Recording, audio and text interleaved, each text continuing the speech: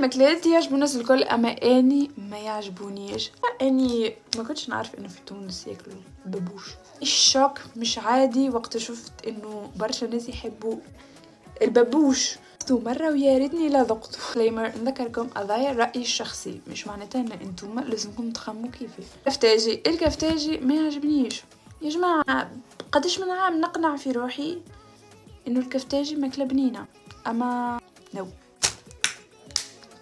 خاصة هالعام هذايا مشيت في المدينة اللي موجود فيها الكفتاجي، اللي معناتها معروف فيها الكفتاجي في تونس، وذقت الكفتاجي الأصلي. ولكن جاء أكثر إنه ما يعجبنيش الكفتاجي، ممكن على خاطر معناتها مزيت برشا. اللبلابي اني ما ناكلش الحمص، ما عنديش فكره كان يجي لبلابي ما غير حمص. لكن حتى اللي فوق البهاره ما نعرفش الكمون اسمه ظهر لي.